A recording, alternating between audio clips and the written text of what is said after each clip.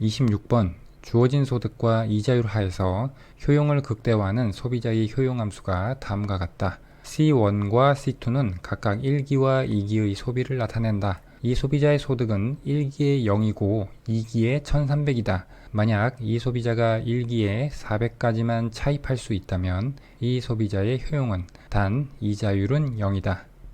26번 문제는 피셔의 2기간 모형에 대한 문제고요. 1기와 2기간 두 기간을 소비하는 소비자의 효용 극대화 문제를 푸는 문제가 되겠습니다.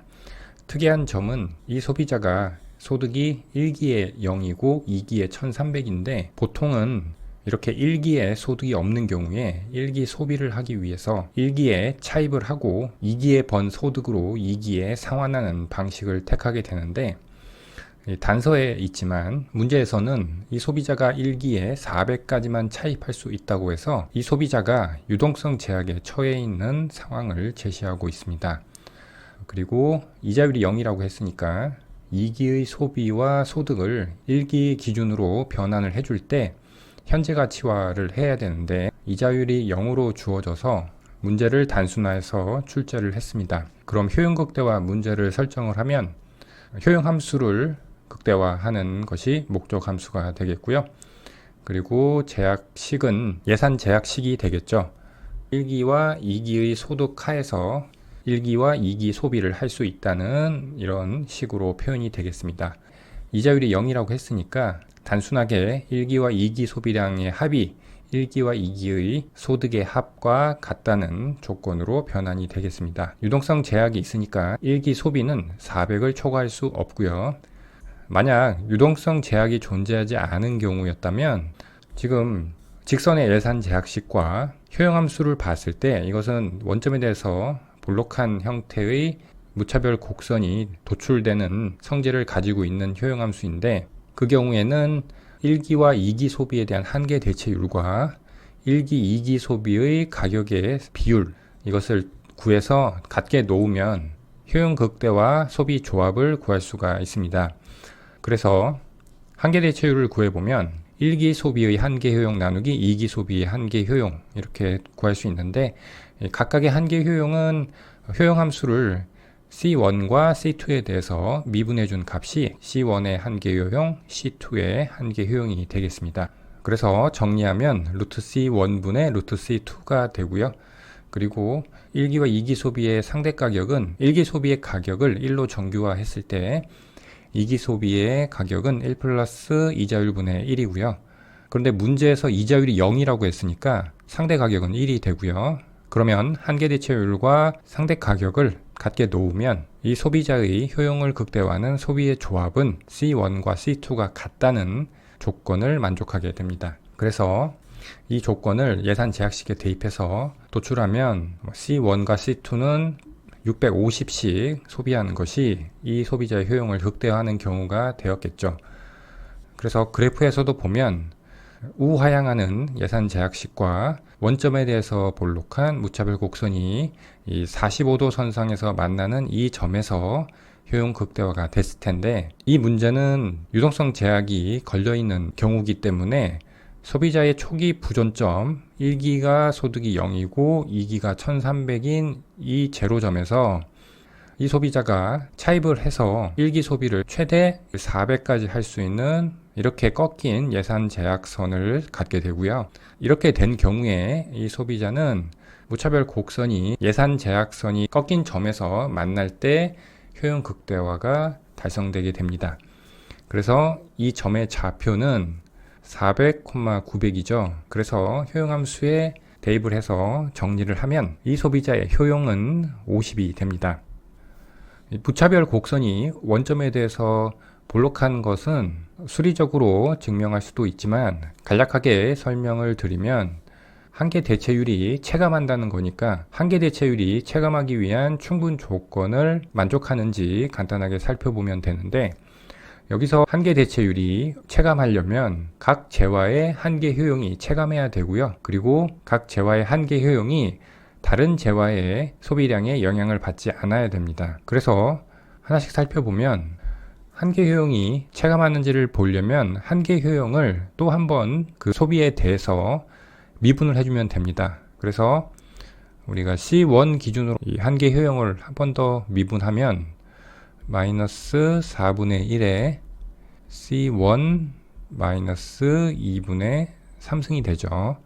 C1의 마이너스 2분의 3승은 0보다 크거나 같은 값이고요. 앞에 개수가 마이너스 4분의 1로 음수가 붙어 있으니까 전체적으로는 0보다 작거나 같은 수가 돼서 한계 효용 함수의 1개 도함수가 0보다 작거나 같은 수니까 한계 효용은 체감함을 알 수가 있고요. 마찬가지로 2기 소비도 동일하게 구해보면 마이너스 4분의 1에 C2의 마이너스 2분의 3승이 돼서 역시 체감함을 알 수 있습니다. 이게 첫 번째 조건이고, 두 번째 조건은 한 재화의 소비량 변화가 다른 재화의 한계 효용에 영향을 미치지 않는다는 조건인데, 지금 1기 소비의 한계 효용은 1기 소비의 함수죠. 그래서 1기 소비의 한계 효용은 2기 소비의 영향을 받지 않고요. 2기 소비의 한계 효용은 1기 소비의 영향을 받지 않음을 알 수 있습니다. 그래서 이 두 조건, 1기 소비와 2기 소비에 대해서 한계 효용 체감의 법칙이 성립하고요.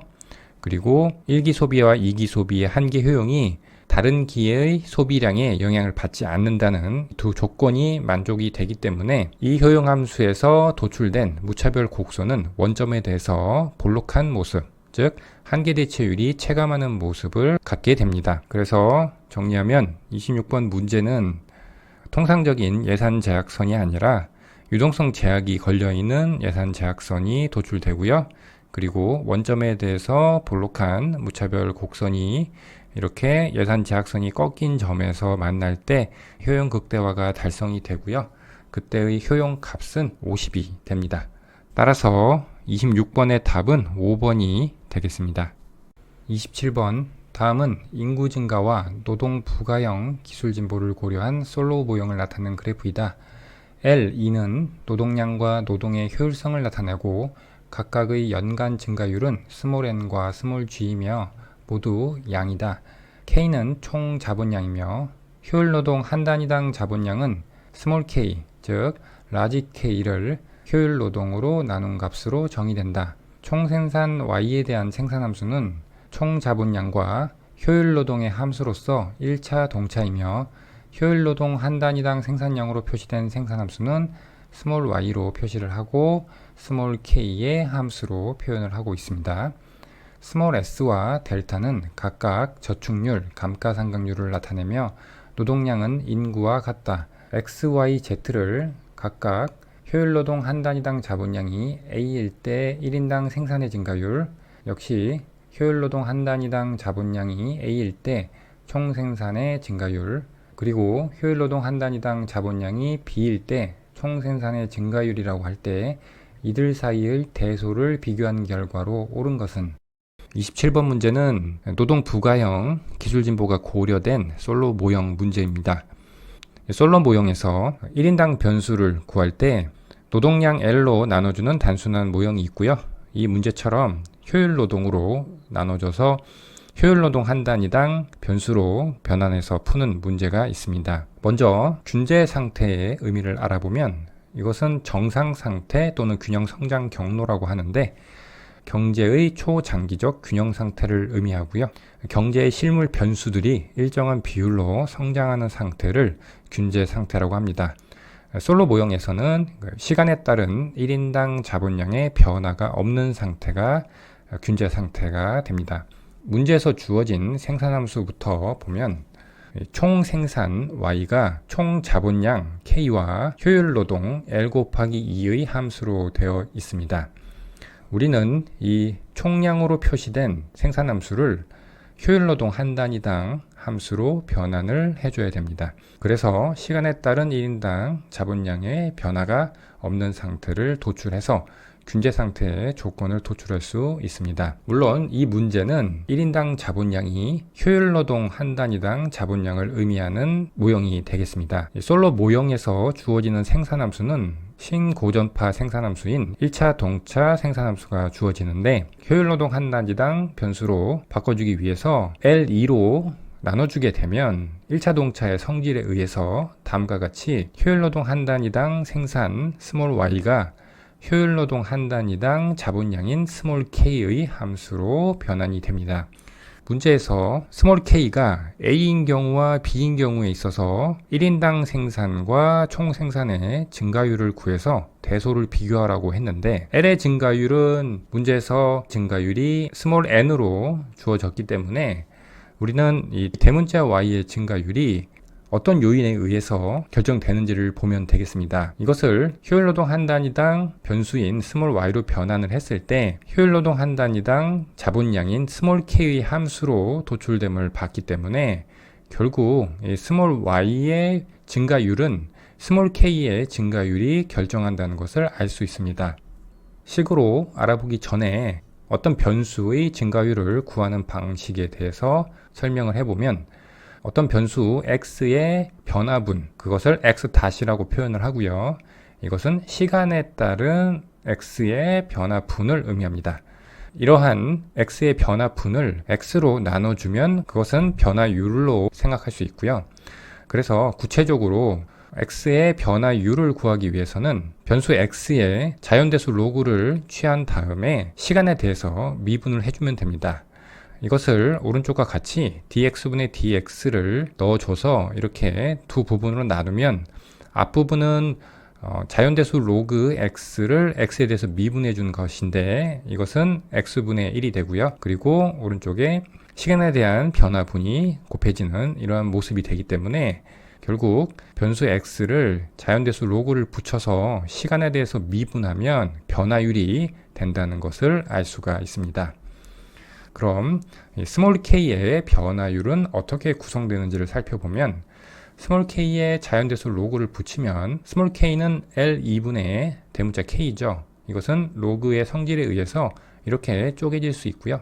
결국 이것을 시간에 대해서 미분하면 스몰 k의 변화율은 라지 k의 변화율 마이너스 L의 변화율 마이너스 2의 변화율로 표시가 될 수 있습니다.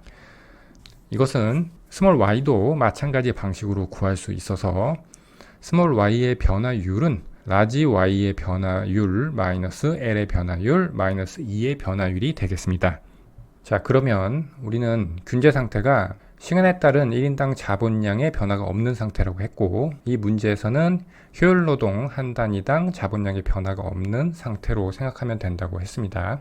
그래서 효율노동 한 단위당 자본량인 스몰 k의 변화분이 어떻게 도출이 되는지를 보면 주어진 그래프에서 1인당 생산함수에 저축률 S를 곱한 이 그래프와 원점에서 나오는 즉 스몰 k의 노동 증가율, 노동의 효율성의 증가율, 그리고 감가상각률을 더한 이것을 계수로 갖고 있는 직선의 그래프가 나와 있는데 지금 SFK는 1인당 자본량 스몰 k의 증가 요인이 되고요. n 플러스 g 플러스 델타의 스몰 k 곱한 것은 스몰 k의 감소 요인이 됩니다. 이게 증가 요인인 이유는 효율노동 한 단위당 생산이 되면 그것은 결국 소득이 되고요. 소득에 저축률을 곱한 만큼 저축을 하게 되면 그것은 자본재에 대한 투자로 사용되게 되고요. 그렇게 되면 스몰 k가 증가하게 되겠죠. 그리고 지금 이 부분은 스몰 k가 L 2분의 K라고 했습니다. 라지 K. 스몰 K가 감소하기 위해서는 분자가 작아지거나 분모가 커지는 두 가지의 조건이 있습니다.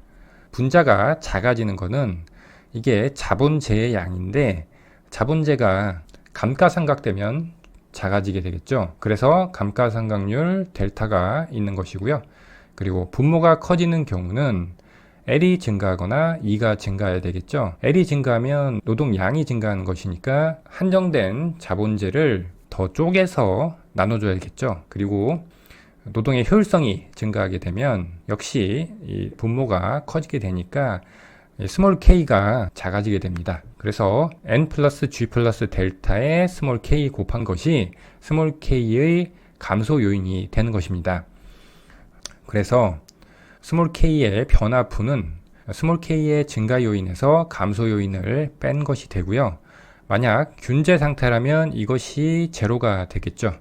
그게 바로 이 A점이 됩니다. A점에서는 스몰 k의 증가 요인과 감소 요인이 일치하죠. 그렇기 때문에 스몰 k는 변화가 없게 됩니다.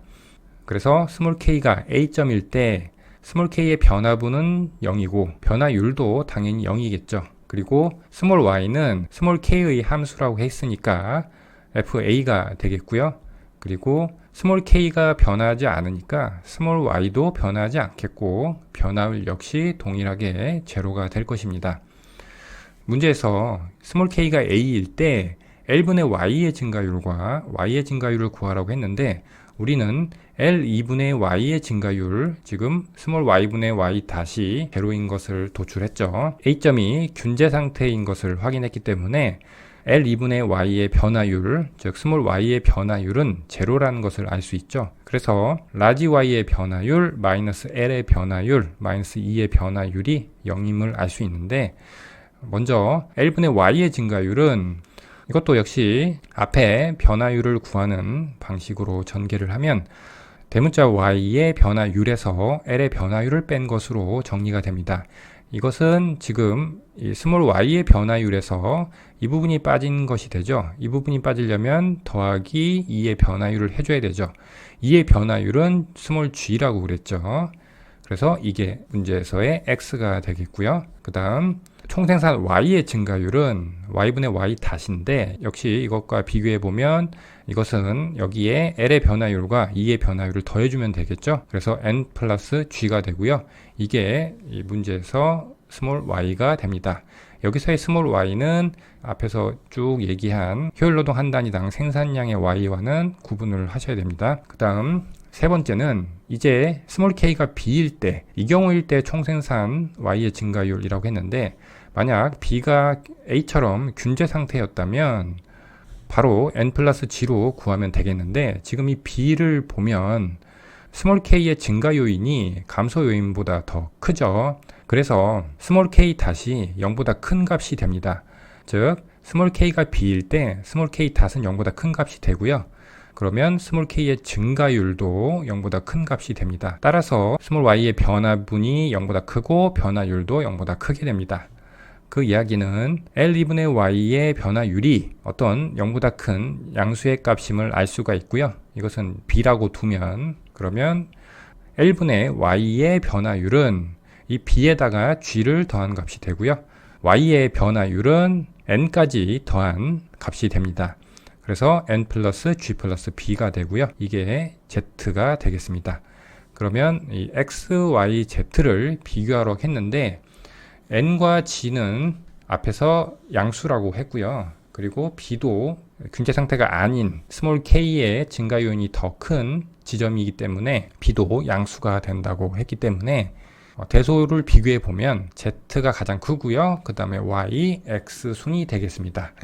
따라서 27번 문제의 답은 5번이 되겠습니다. 28번 자본의 한계 생산 MPK가 다음과 같이 자본량 K의 함수로 주어진 기업이 있다. 최종 생산물인 소비재의 자본재에 대한 상대 가격은 언제나 1이고 실질이자율과 감가상각률은 각각 0.1과 0이다. 현재 자본량이 220이면 이 기업은 최적 자본량에 도달하기 위해 자본량을 어떻게 조정해야 하는가? 28번 문제는 생산 요소 중 하나인 자본에 대한 문제입니다.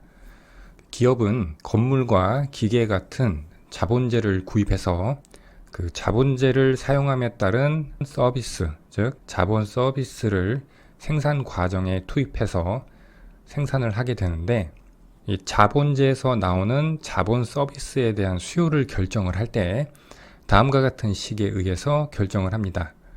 자본의 한계 생산성에 소비재의 가격을 곱한 것이 자본 서비스의 가격과 같다는 이 조건을, 즉 자본 서비스를 하나 사용함에 따라서 기업이 얻는 수익은 자본의 한계 생산성에 소비재를 하나 팔았을 때 가격을 곱한 것이 되고요. 그리고 이것이 자본 서비스를 한다니 구입함에 따른 비용인 자본 서비스의 가격 V와 같을 때 최적 자본 사용량이 도출이 됩니다.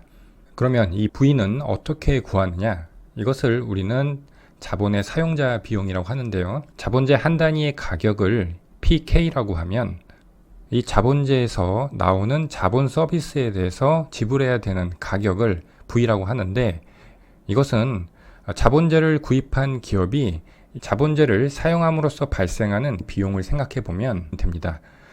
먼저 시간이 지남에 따라 자본제 가치가 하락하는 감가상각 부분이 있겠고요. 그리고 그 자본제를 구입하는 데 들어간 자금에 대한 이자가 있겠습니다. 그래서 그 이자를 스몰 r이라고 하고 감가상각되는 비율을 델타라고 하면 자본 서비스의 가격 V는 자본제 한 단위의 가격 PK에다가 이자율 스몰 r과 감가상각률을 곱한 값이 되겠습니다. 그래서 이 V 자리에 자본의 사용자 비용을 구체적으로 대입해 주고요.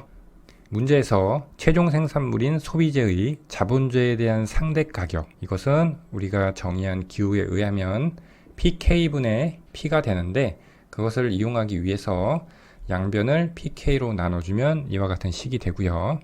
그래서 문제에서 주어진 대로 PK분의 P가 1이 되고요. 그리고 MPK는 주어진 이 식을 대입해주면 되겠고요. 그리고 실질 이자율이 0.1, 감가상각률이 0이라고 했으니까 그대로 대입해서 정리하면 기업의 최적 자본량은 200이 나옵니다.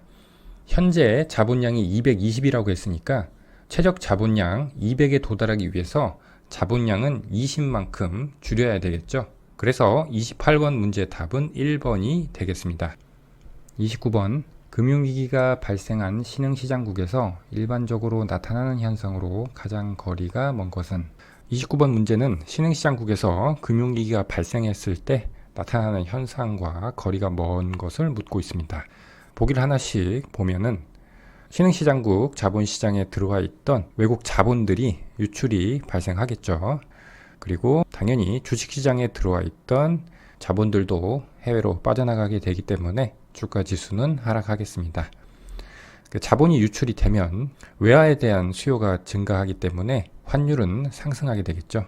환율이 상승한다고 하는 것은 신흥시장국의 화폐 가치가 떨어진다는 것이고, 그것은 해당국 통화의 대외 가치가 하락한다로 표현하고 있습니다. 네 번째, 현금 보유 성향이 강해져서 통화 승수가 상승한다 되어 있습니다. 뱅크런이라고 하죠. 은행에 돈을 예금했던 사람들이 예금을 돌려받지 못한다는 불안감 때문에 너도 나도 은행에서 돈을 인출해서 현금으로 가지고 싶어하는 성향이 강해지는 것을 뱅크런이라고 하는데, 그렇게 되면 현금 보유 비율이 증가해서 통화 승수는 하락하게 됩니다. 그래서 4번 보기가 틀린 보기가 되겠고요. 이것은 오른쪽에 통화 승수를 도출하는 식을 써놨는데 각 기호에 대한 정의가 있고요. 그리고 통화량은 현금 통화, 요구불 예금의 합, 본원 통화는 현금 통화와 지급준비금의 합이고, 지급준비금은 법정 지급준비금, 초과지급준비금의 합이 되겠습니다. 그리고 비율들도 정의를 했는데, 요구불 예금으로 현금 통화와 지급준비금들을 나눠준 것을 각각 현금 통화 비율, 법정 지급준비율, 초과지급준비율로 표시를 했고요.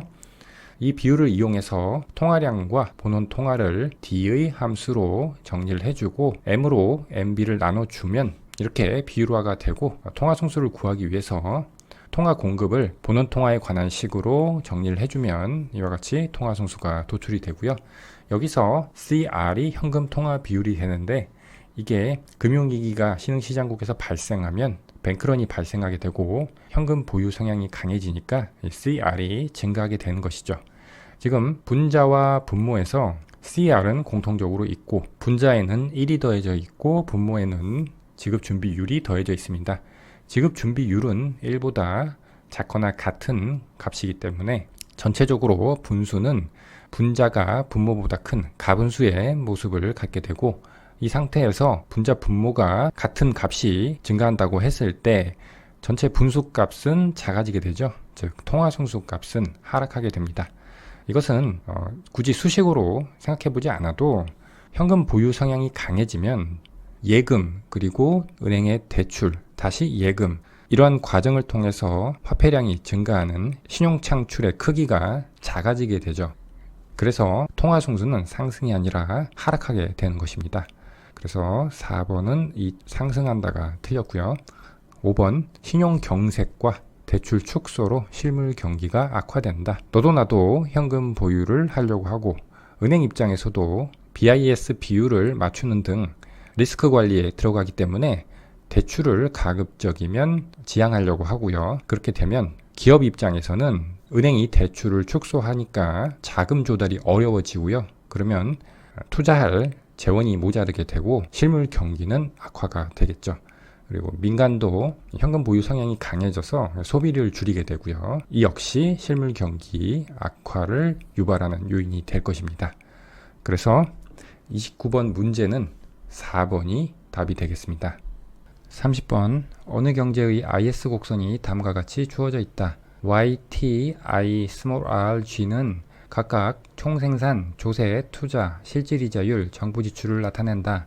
정부가 다음과 같은 정부 지출 확대와 조세 감면의 조합으로 확장적 재정정책을 실시할 때 그에 따른 투자 감소가 가장 작은 경우는 단 LM 곡선은 우상향하고 투자는 실질이자율의 감소 함수이다. 30번 문제는 정부 지출 승수와 조세 승수에 관한 문제가 되겠습니다. 정부가 정부 지출을 확대하고 조세를 감면하는 것, 둘 다 확장적 재정 정책이죠.